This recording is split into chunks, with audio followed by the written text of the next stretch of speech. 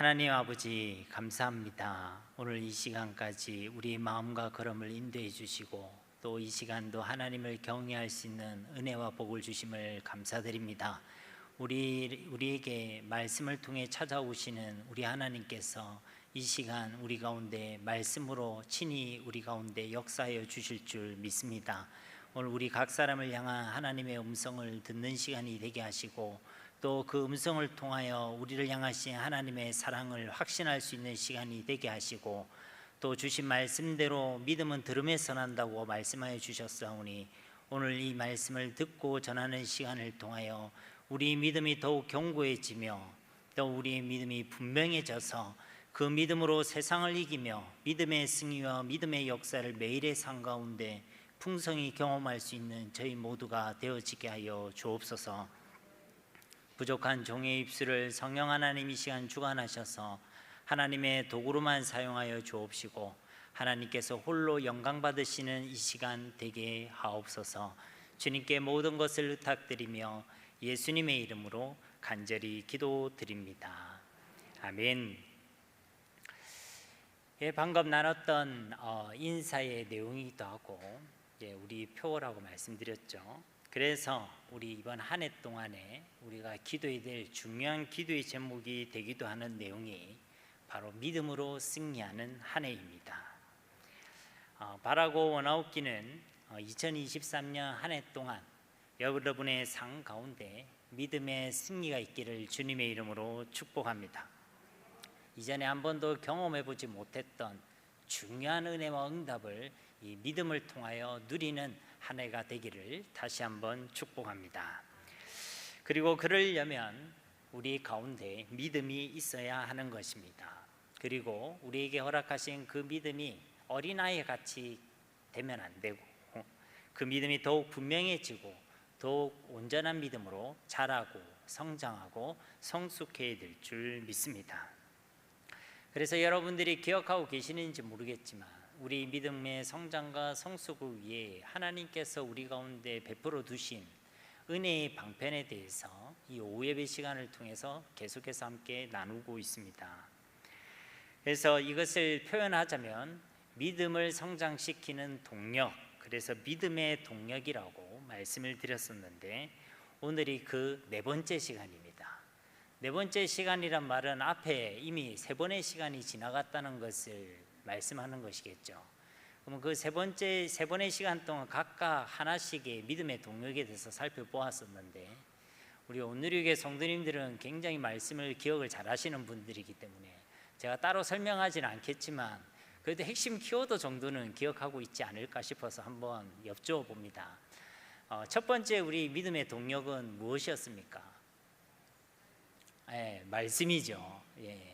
이거는 혹 기억을 못하더라도 눈치밥으로라도 맞출 수 있는 것인데 그러면 두 번째 우리 믿음의 동력은 무엇입니까? 기도였죠. 세 번째 우리 믿음의 동력은 무엇이었습니까? 이쯤 되면 좀 헷갈릴 수 있습니다.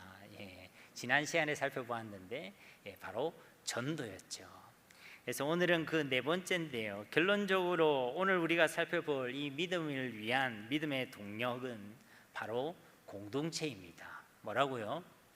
공동체라는 것입니다. 성경은 혼자서만 신앙생활을 잘 하라고 그렇게 이야기하지 않고요. 혼자서의 시간도 중요하다고 말씀하지만 이것과 함께 항상 공동체를 강조하고 있습니다.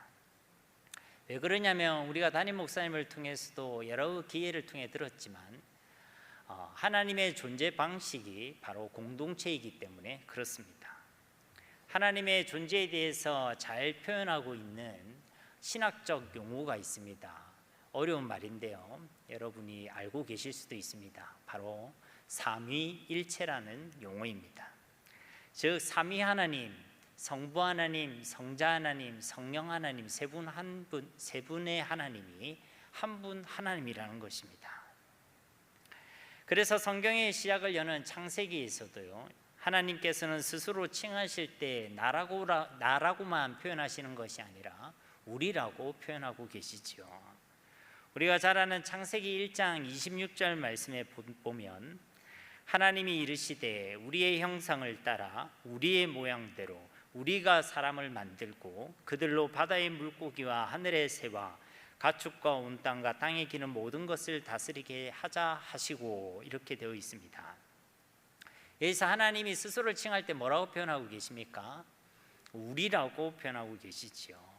그러면서도 동시에 하나님께서는 나라고 표현하시기도 하십니다. 출애굽기 3장 14절 말씀에 보면 하나님이 모세에게 이르시되 나는 스스로 있는 자이니라. 여기서는 하나님이 자신을 뭐라고 표현하시죠? 나라고 표현하십니다. 결국 구약에서부터 신약에 이르기까지 하나님께서는 자신의 존재에 대해서 우리에게 말씀해 주시고 설명해 주실 때에 세 분 하나님이 한 분 하나님이심을 우리에게 분명하게 말씀해 주셨다는 것입니다. 그러므로 하나님의 존재 방식이 바로 공동체라는 것입니다.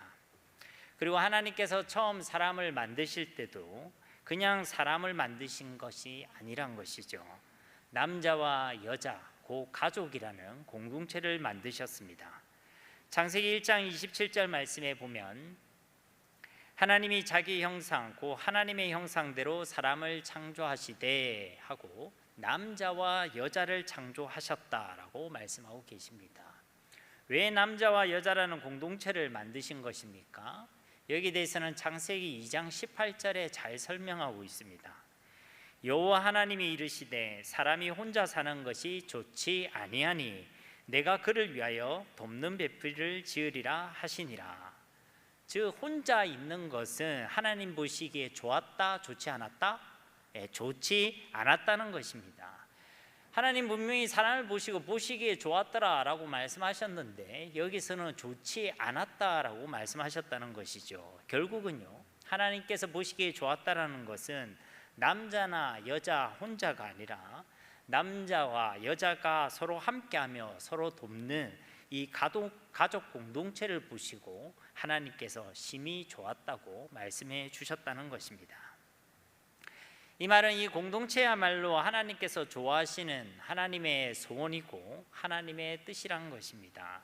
동시에 사람의 온전함을 위해 서로에게 이 공동체가 꼭 필요하다고 말씀해 주시는 것이죠. 이 땅을 살아가는 저와 여러분의 믿음과 신앙과 삶의 성장을 위해서도 우리에게도 이 공동체가 반드시 필요합니다. 예수님께서도 그의 공생애를 혼자 사역하신 것이 아닙니다. 그분이 능력이 부족하겠습니까? 뭐가 부족하시겠습니까? 그러나 예수님께서는 이 땅에 우리의 삶의 모형을 친히 보여주신 분 아니겠습니까? 근데 그 예수님도요, 이 공동체를 통해서 사역하셨습니다. 마가복음 3장 14절과 15절 말씀에 보면 이에 12를 세우셨으니 이는 자기와 함께 있게 하시고 또 보내사 전도도 하며 귀신을 내쫓는 권능도 가지게 하려 하심이로라. 즉 예수님께서는 예수님과 함께 할 제자들 12제자를 부르셨고 또 그들과 함께 하셨다라고 말씀하고 계십니다. 즉 예수님의 첫 사역의 핵심에 바로 이 12제자 공동체가 있었다는 것입니다. 그 12사람들이 어떤 사람들이었습니까? 아무런 믿음도 없고 또 사회적으로 볼 때 그렇게 대단한 사람들이 아니었죠. 그런데 그렇게 믿음이 연약하고 부족하기만 했던 그들, 근데 그들이 이제는 진짜 생명을 다해 천국 복음을 증거하는 예수 그리스도의 증인으로 변화되게 되지요. 그때에 이 예수님께서 그들을 변화시키고 그들을 세우셨던 그 하나님의 방법, 예수님의 방법이 바로 그들을 부르시고 그들과 함께 하셨던 이 공동체라는 것입니다. 결국 그 12제자들은요, 이 공동체를 통해서 함께 예수님의 말씀을 듣고 함께 그 말씀의 은혜를 받았고 함께 예수님의 사역들을 목격했고 또 함께 그 수많은 기적과 표적들을 경험했던 것입니다. 공동체 속에서 함께 기도 훈련을 받기도 했고 공동체 속에서 함께 전도의 훈련을 받기도 했다는 것입니다. 결국 이 12제자를 진짜 예수님의 제자, 증인으로 세워가신 예수님의 탁월한 방법, 탁월한 전략이요, 바로 함께하는 공동체였다는 것입니다. 사도행전에 보면 성령 하나님의 역사 그리고 구원의 역사가 일어났죠. 그런데 이런 성령 하나님의 역사와 구원의 역사도 역시 공동체를 통해서 이루어졌습니다. 사도행전 1장과 2장에 보면 급하고 강한 바람과 같고 불의 혀같이 갈라지게 보였던 강력한 성령의 역사가 일어났습니다. 그런데 그 성령의 역사도요, 약속하신 말씀을 붙들고 다 같이 한 곳에 모여 기도하던 120명의 공동체 속에서 나타났습니다. 바울 한 사람, 그리고 바나바 한 사람, 베드로 한 사람이 아니라 그들과 함께한 바울 공동체, 또 바나바 공동체, 베드로 공동체를 통해서 예수 그리스도의 복음이 증거되어지고 또 복음이 증거되는 곳에 성령의 역사가 나타나고 구원의 역사가 일어났다는 것입니다. 그리고 그렇게 일어난 성령의 역사와 구원의 역사의 열매로 그곳에 무엇이 세워졌죠? 바로 교회가 세워졌습니다. 에베소 교회, 빌립보 교회, 로마 교회, 고린도 교회, 그런 공동체들이 세워지게 됐다는 것입니다. 이것은 무엇을 우리에게 의미하는 것입니까? 성령의 역사의 그 시작도 공동체를 통해서 시작된 것이고 또 그 성령의 역사의 열매도 역시 공동체라는 것입니다. 그리고 그 공동체를 통해서 초대교회는요, 자신들에게 주신 그 믿음을 지켜낼 수가 있었습니다. 수많은 핍박과 또 순교와 환난 속에서도 그들이 그들의 믿음과 신앙을 지켜낼 수 있었던 것은 바로 그들과 함께한 공동체, 그들을 위해 기도했던 공동체가 그들 가운데 있었기 때문이란 것입니다. 결국 우리의 믿음을 온전히 지켜내고 또 성령의 역사를 경험하게 하고 더욱 분명하고 견고한 믿음으로 성장시키는 하나님의 방법이 바로 공동체라는 것입니다. 이쯤 얘기하면 공동체가 중요하다는 것입니까? 안 중요하다는 것입니까? 그러니 옆 사람에게 잠도 깰 겸 이렇게 큰 목소리로 외쳐줍시다. 공동체가 중요합니다. 아멘. 물론 우리가 혼자서 골방에 들어가서 기도하는 것도요, 사실 매우 중요합니다. 개인적으로 하나님의 말씀을 묵상하고 또 그 하나님 말씀을 상고하고 또 하나님께 기도하는 그 시간들 틀림없이 너무나도 필요하고 또 너무나도 중요하죠. 그런데 그것만으로는 온전해질 수가 없습니다. 온전한 믿음, 또 건강한 믿음, 또 성숙한 믿음, 그런 하나님께서 기뻐하시는 믿음을 위해서는요, 반드시 공동체가 필요합니다. 그 이유는 다시 말씀드리지 않아도 우리가 잘 알고 있다는 것이죠. 혼자서 잘할 수 있다, 혼자면 됩니다, 나 혼자 알아서 할 테니 건들지 마십시오. 어떤 분들은 아예 교회를 나오지 않고 집에서 혼자 온라인으로 예배드리고 온라인으로 헌금하고 그래도 예배 드린 거 아니냐? 예, 맞습니다. 예배가 맞고요, 그것도 신앙생활입니다. 그런데 그것만으로는 건강한 신앙생활을 할 수가 없습니다. 반드시 공동체가 필요합니다. 반드시 교회가 필요한 것입니다. 거듭 말씀드리지만 이 공동체야말로 사람에 대한 하나님의 창조의 내용이고 하나님의 뜻하신 바고 하나님의 온전한 방법인 줄 믿습니다. 예수님께서도 한 사람 한 사람만 불러서 그 한 사람을 집중교육하고 한 사람을 세우신 것이 아니죠. 12제자 공동체를 만드셨습니다. 예수님께서 십자가에서 죽으시고 부활하신 그 사건을 통해서 예수님께서 이제 승천하셨지 않습니까? 이 땅을 살아가는 우리들을 위해 예수님께서 남겨놓은 유산이 있습니다. 크게 대표적으로 세 가지가 있는데요, 첫째는 말씀이죠. 복음의 말씀, 십자가의 복음입니다. 두 번째는 내가 가면 오리라고 하신 분이 계시죠. 바로 성령 하나님이십니다. 그리고 세 번째가요, 바로 공동체입니다. 12제자를 남기셨고 그 제자를 통해서 하나님께서는 교회와 공동체를 세워 가신 것이죠. 그리고 주님께서 남기신 그 세 가지는요, 지금까지 남아 있습니다. 말씀도 남아 있고요, 성령 하나님도 지금도 역사하고 계시고 교회도 지금 세워져 있는 것입니다. 사도행전 20장 28절에도 여러분은 자기를 위하여 또는 온 양떼를 위하여 삼가라. 성경이 그들 가운데 여러분을 감독자로 삼고 하나님이 자기 피로 사신 교회를 보살피게 하셨느니라. 교회를 설명할 때 자기 피로 사셨다 이렇게 말씀하고 계십니다. 즉 예수님께서 십자가에서 죽으시고 보배로운 피를 흘리셨는데 그 피의 열매, 그 피의 결과가 바로 교회라는 것이죠. 예수님의 십자가의 열매가 바로 공동체라는 것입니다. 우리가 혼자서는 우리에게 주신 이 믿음과 이 신앙을요 지켜내기가 쉽지 않습니다. 그래서 공동체가 필요하다는 것이죠. 내가 안 지치면 좋겠지만 지칠 때가 있습니다. 여러분 어떠십니까? 나는 에너자이저처럼 한 번도 안 지친다. 예수님을 믿고 영접한 이후로 나는 절대 지치지 않았다. 혹시 그런 분 계십니까? 예, 오늘 예수님 영접하신 분 빼고. 우리도 이 믿음의 경주를 하는 과정에 있어서요 지칠 때가 있습니다. 그때는요 너무 지치면 기도할 힘도 없을 때가 있습니다. 하나님 앞에 나왔는데 어떤 말도 나오지 않았어요. 큰 숨만 쉴 때가 있습니다. 여기서 조금 더 믿음이 있으신 분은 주여, 그렇죠? 근데 내가 나를 위해 그렇게 기도할 수 없을 때 누군가 나를 위해 기도해 줄 사람이 필요하다는 것입니다. 나는 나를 위해, 나의 가정을 위해, 아니면 나를 통해 이루어질 그 사역을 위해 도무지 기도할 힘이 없는데 누군가 나를 위해 기도해 준다. 여러분 그것이 얼마나 귀하고 감사하고 복된 일인지 여러분이 더 잘 알고 계시지 않습니까? 그래서 공동체가 필요한 것입니다.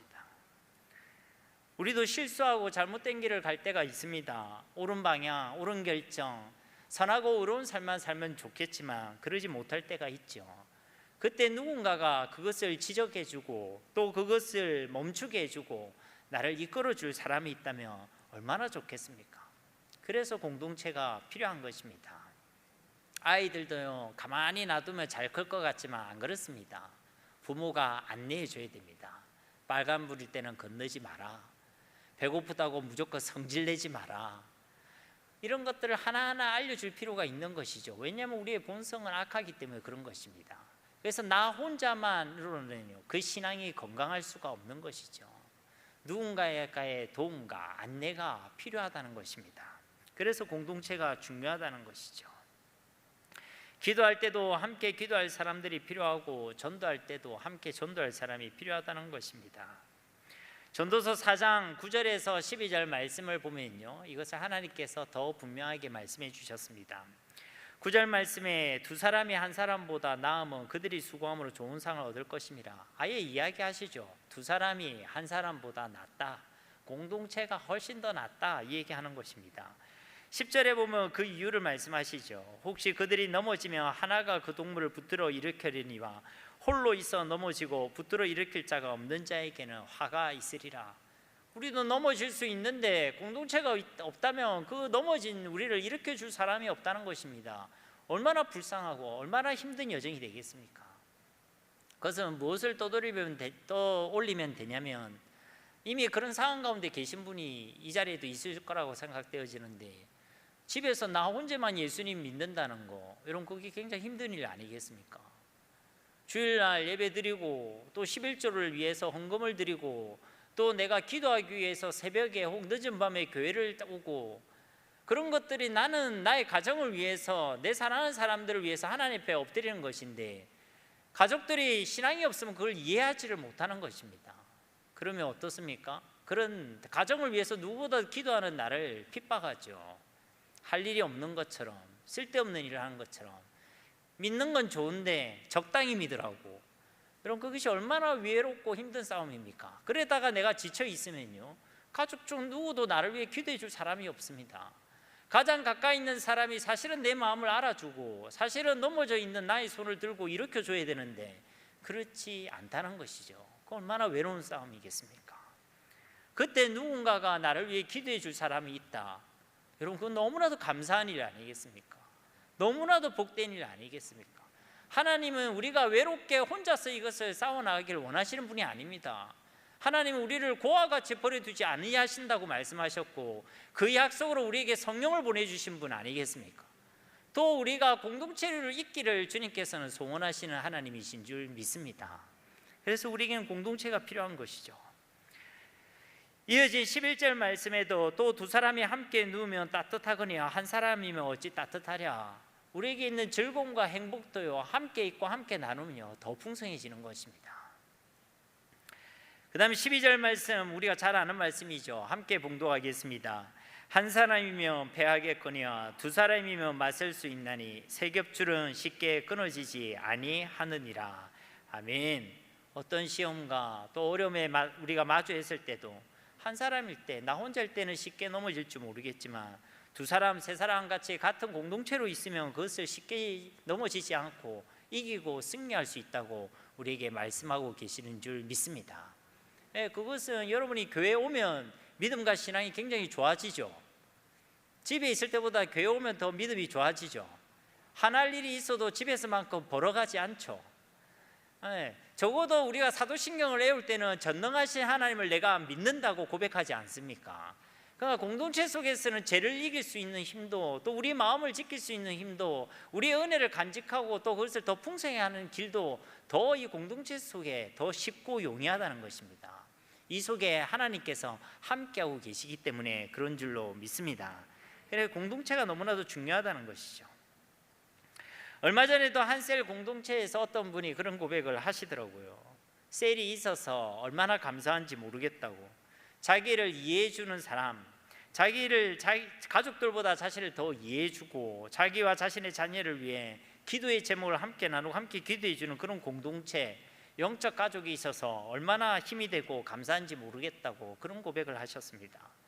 아니, 오늘 오전 예배 때도 제가 저 뒤에서 안내를 하고 있는데 한 권사님께서 지나가시면서 최근에 이제 그 권사님을 오래 들여서 다른 셀로 안내를 해드렸는데 셀 모임이 안 되고 있어서 안내를 해드린 겁니다.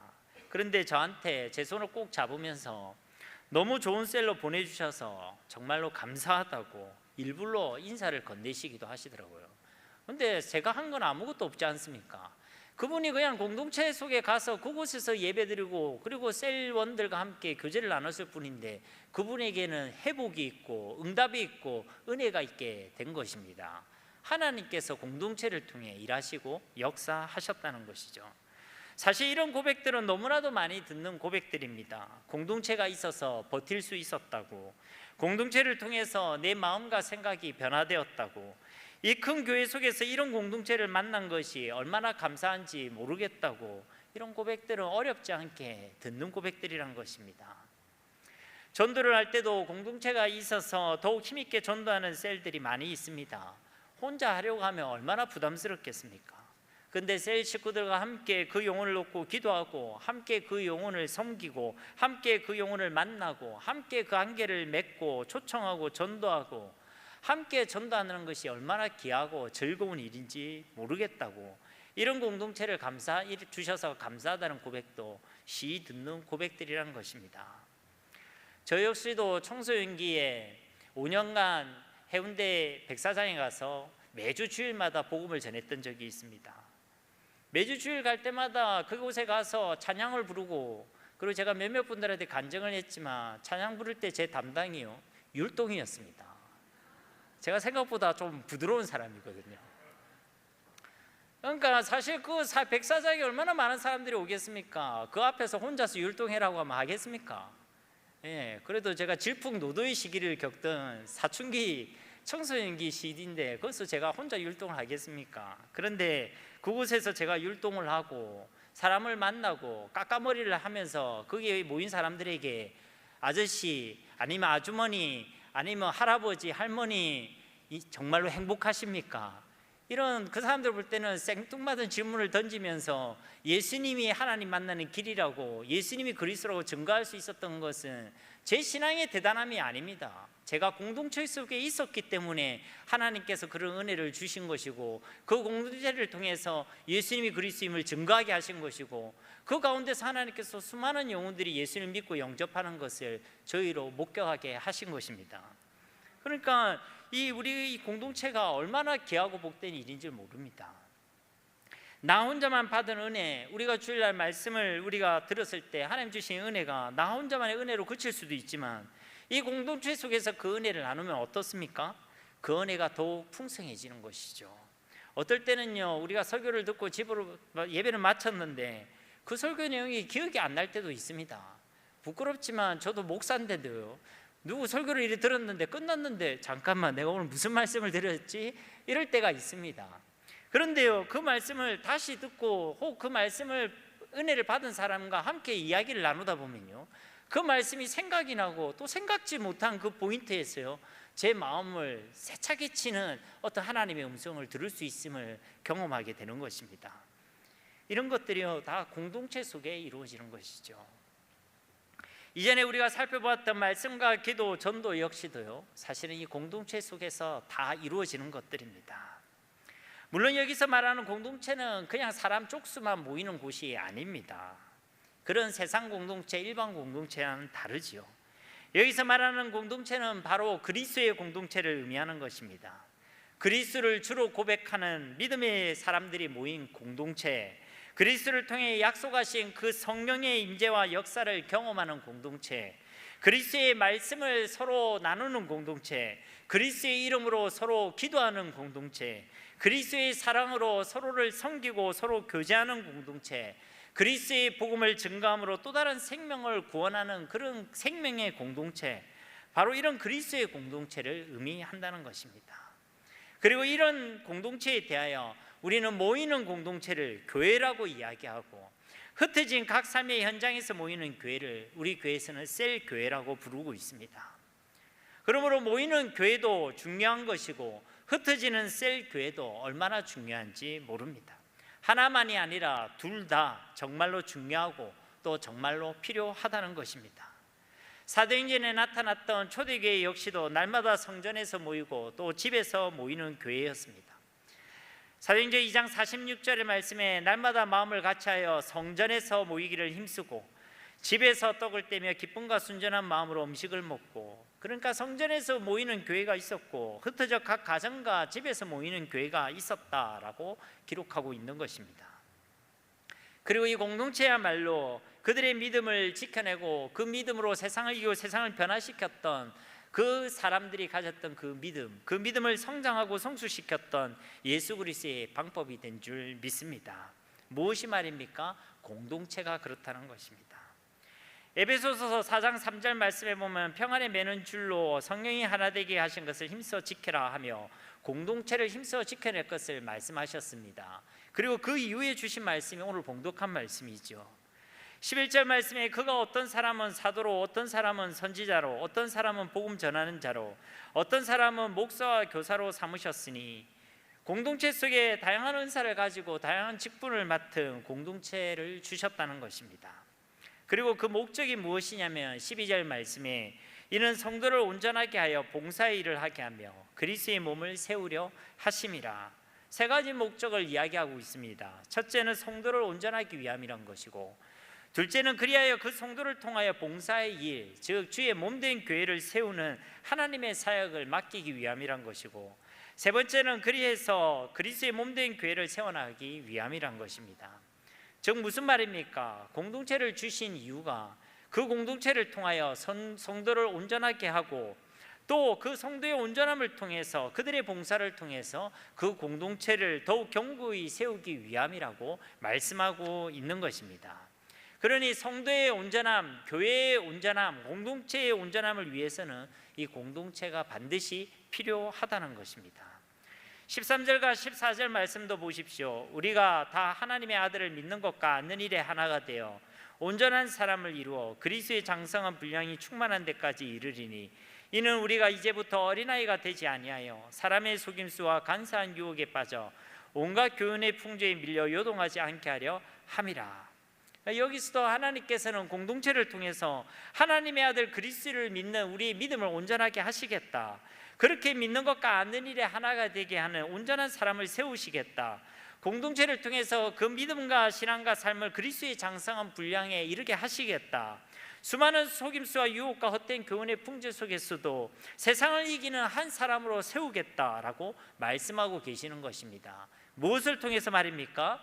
공동체를 통해서, 그리스도의 공동체 교회를 통해서 하나님께서 하시겠다고 말씀하고 계시는 것입니다.